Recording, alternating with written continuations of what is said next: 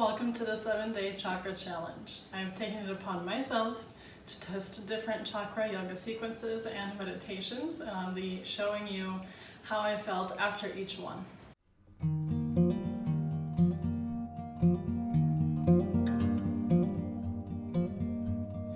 I followed the chakra yoga sequences from this book that I found in a secondhand shop actually. It's called Yoga Sequencing by Mark Stevens. I really like it. The meditations were inspired by some online research, meaning pose, mantra, and mudra, which you'll see later. And today we're focusing on the first chakra, root chakra, muladhara. Let's get rooted. Here we are at the beginning of a mentally and physically difficult practice. And I am oh so naive that my camera is about to stop recording. Apparently I have a setting on my phone that stops recording if there's no movement on screen. And since each of these poses were held for approximately 2 minutes or more, I had to re-record a quicker version of everything. So starting with 3 minutes in Tadasana, and a not so smooth transition into Vrksasana tree pose for an undetermined amount of time. We're going to speed things up here a little bit. Here we go. Warrior pose for 2 minutes on each side. Side angle pose also for 2 minutes on each side. I was sweating profusely by the end of this. My legs were shaking. Triangle pose for 1 minute on each side. Ardha Chandrasana half moon for 1 minute on each side.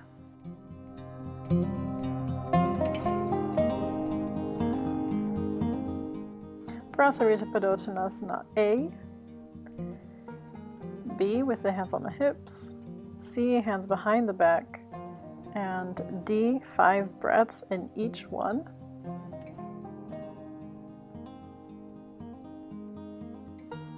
Eagle pose or Garudasana for 15 breaths on each side. I felt surprisingly stable after doing all of those standing poses. Parsvottanasana or pyramid pose for 5 breaths on each side. Revolved triangle pose for 5 breaths on each side. And revolved half moon for 5 breaths on each side. I'm pretty sure that this little sequence of 3 poses is what made my obliques super sore the next day.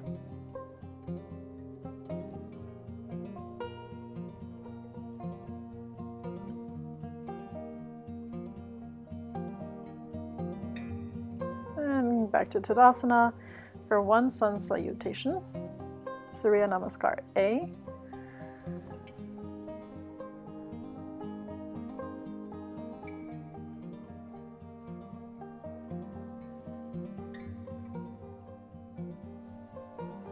And then a crescent lunge on the right foot with 10 breaths. 5 breaths in Warrior 3 or airplane. I didn't really have space for Warrior 3.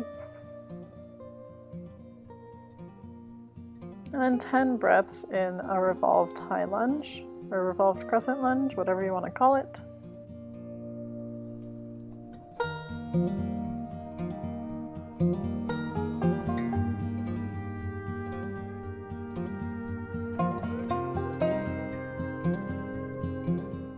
And finally, a rest in child's pose. It felt so good. And this is where I got up to check to make sure that my phone is still recording. It is, thank goodness.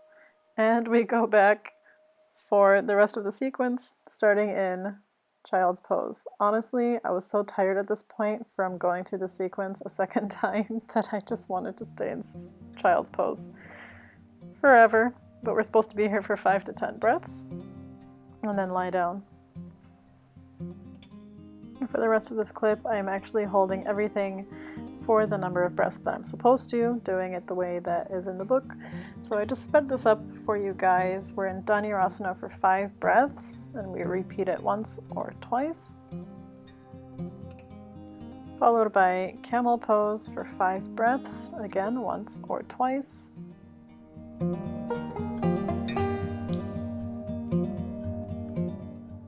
as is usually done after back bends, into a twist, Ardha Matsyendrasana for 5 breaths on each side.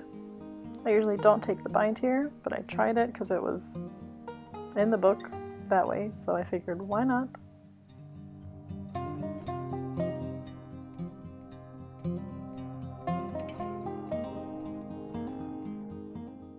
Then I moved into Dandasana, staff pose, which was only supposed to take 5 breaths, but I discovered that my phone stopped recording again, and we had to speed things up a little bit and do things a little bit faster. Unfortunately, iMovie does not have an option to tilt the video, so sorry, it's not even. Just gotta deal with it. Also, my dog is there, so say hello. I also just did Paschimottanasana for 10 breaths, Apanasana, this pose, for 5 breaths, then into Supta Parivartanasana for 5 breaths on each side, with limited space, but you know, yoga dog, so it's worth it. After Happy Baby for 5 breaths, I went to Viparita Karani for about 2 minutes. I would have done it for 5 minutes if I was against a wall, but you know, that's a lot of work without a wall. And then Shavasana for 5 to 10 minutes. Now I have to say, after doing a million standing poses for a very long time and with a dog in between my feet, it was a very, very satisfying Shavasana. You can't tell here, but you know, filming purposes. And then we moved into the meditation aspect of the chakra yoga session.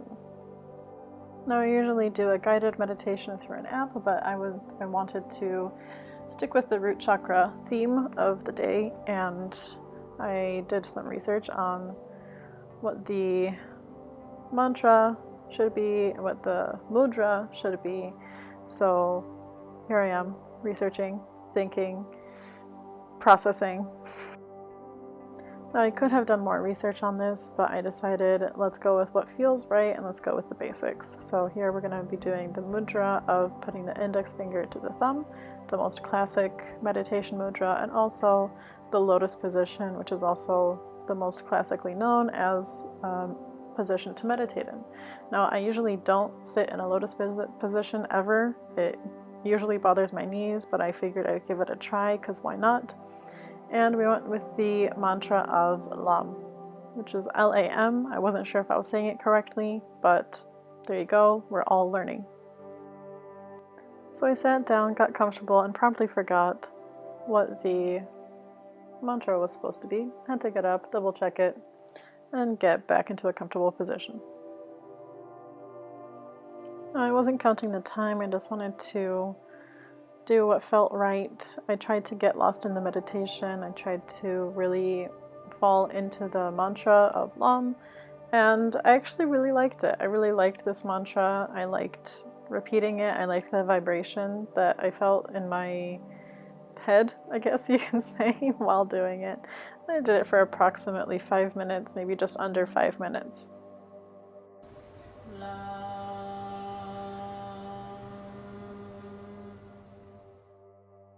Okay, so I just did the root chakra yoga sequence. I got super sweaty. There were a lot of really long holds. I usually don't ever hold yoga poses for 2 minutes. That's a really long time for me. 1 minute is kind of like my maximum. So I was shaking a lot. I had to adjust my arms a couple of times in the standing poses because holding them out for such a long time was really making my shoulders burn. So I definitely feel like if I did this more often, I would get stronger. Definitely get more endurance. I was dripping sweat. Okay, it wasn't pretty. I have deodorant all over my leggings, but I liked it. I felt much more grounded and stable. So when I was doing things like Garudasana, eagle pose, and the balance, I felt much more stable than I usually do. So that was really cool to notice. And what else?